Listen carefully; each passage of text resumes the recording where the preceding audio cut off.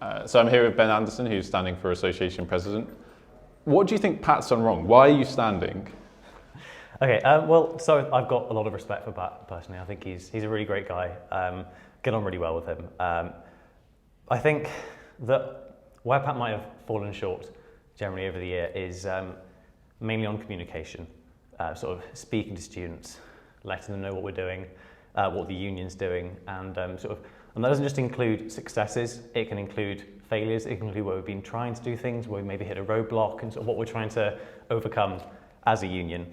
I intend to correct that. That's one of my main sort of manifesto points, is kind of increasing the accessibility of the union. So that means kind of letting everybody know exactly what we're doing, when we're doing it, letting people challenge us on that, and really kind of trying to not just do it, but to engage with students and let them get involved with us in doing that. So if I'm going to give an example, the student protest recently was a really incredible example of sort of students getting involved and showing that they cared and they were really passionate about an issue.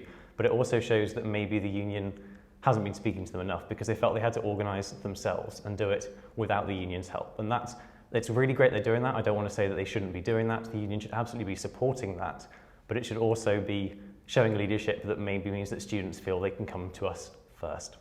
So accommodation is obviously going to be probably the biggest issue in this election. Your main policy on this is bringing back this idea of a union-run letting agency that the previous president before Pat, Chloe Hill, she started some groundwork on this. Yes. Do you know how much has actually been done with that? Well, Chloe, yes, she did a lot of work on that, spoke a lot with residents and business services in the university, and they were very supportive of it. I know a lot of legwork had got done on sort of drawing out exactly what this sort of thing was going to look like, and there was a more detailed plan being drawn together, and it seems to have kind of petered off at that point.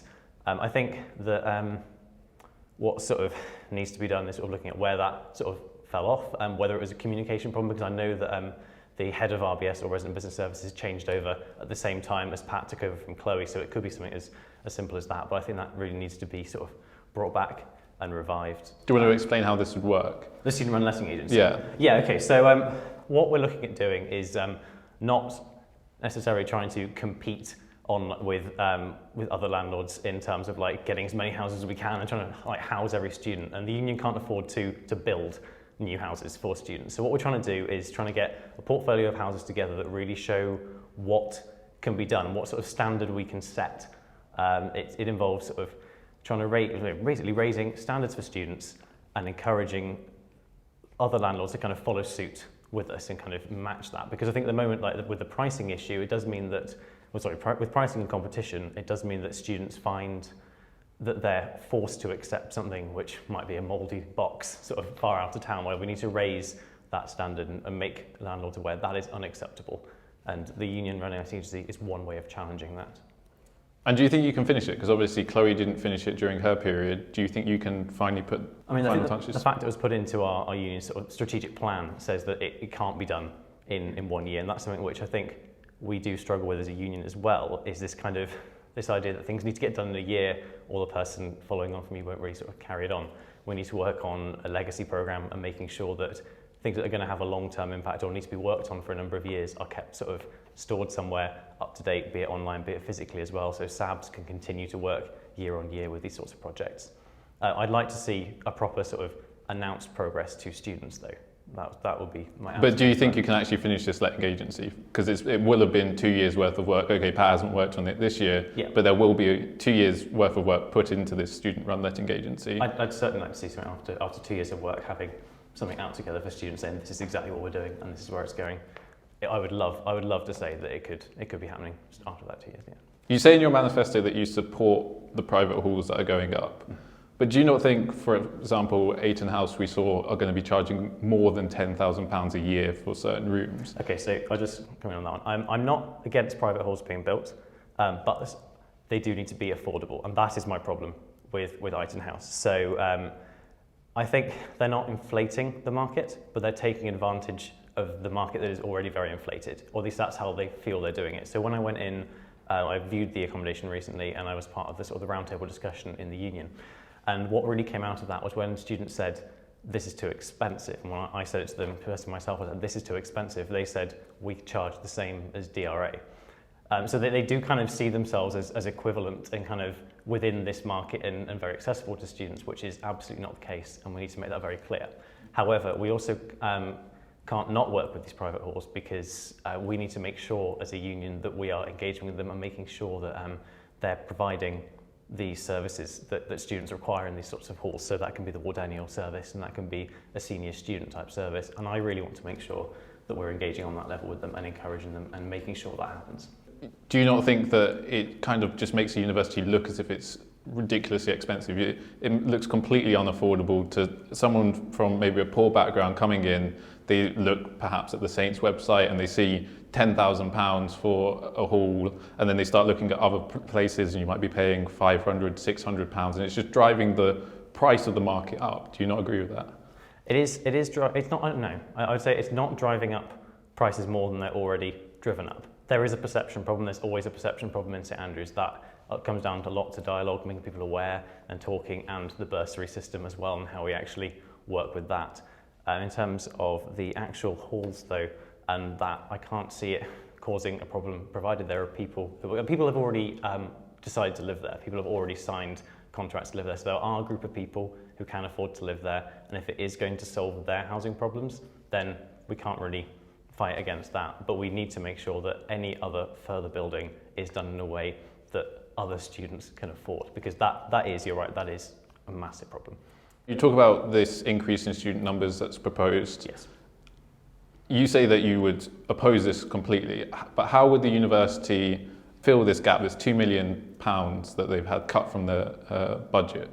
How would they fill that? Okay, so I'm not against the increase in student numbers. Student numbers will increase, and I accept that. But what I am against is the increase in student numbers without the like-for-like provision of services. So I think sort of the three ones we're going to look at that will be the library, the halls, and kind of class sizes as well. So for instance, the library, I know Andre's done a lot of work and with sort of the university, and he's going to get another 200 or 300 study spaces in the library over the next 3 years. But I think we can fill those now without an increase in students.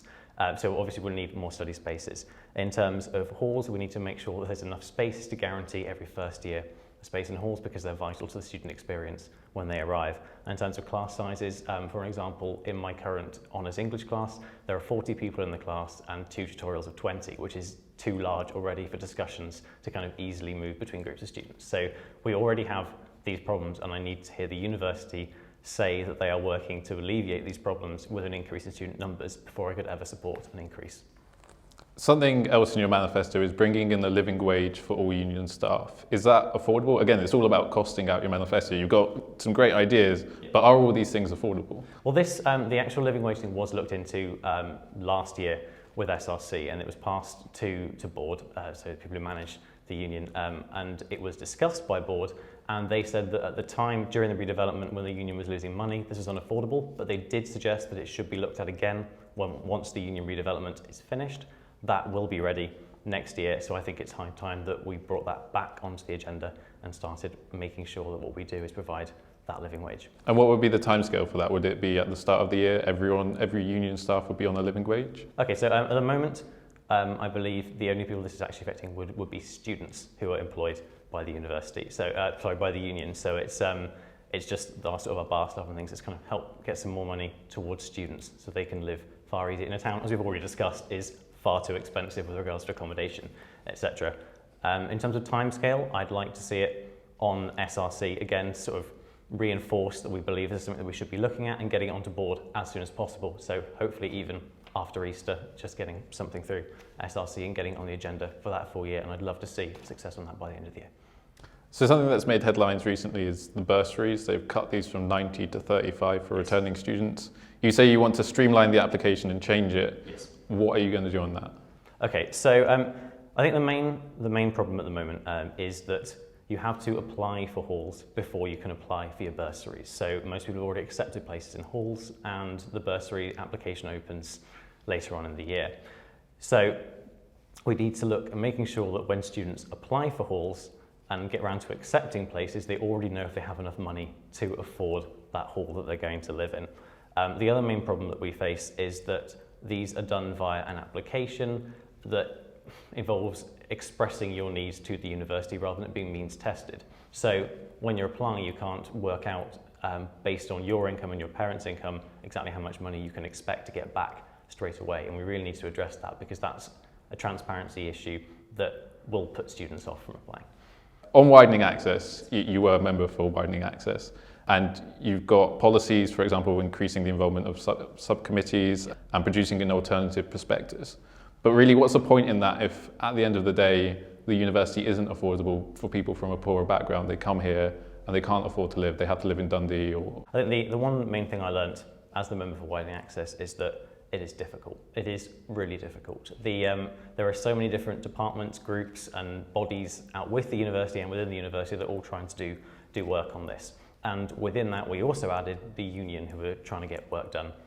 What the aim of things like working on an alternative prospectus and on getting subcommittees involved, societies involved on trips out to kind of explain what university can offer to students is to show that we're engaging with the university. We're not trying to just criticise the university's track record, we're trying to help them, to assist them and to work with them by presenting a united front and hopefully raising standards, not just by just shouting outside, waving placards, but by kind of working and engaging with them and hopefully making things better together.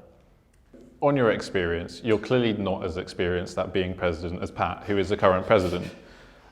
But do you think you're prepared? Do you think that you can do as well a job? Can you hit the ground running?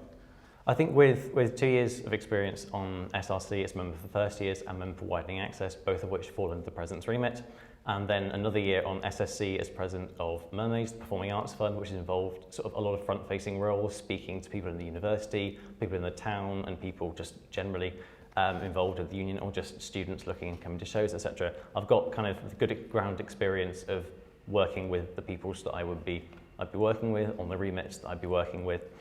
I think I can bring a fresh and new perspective to things.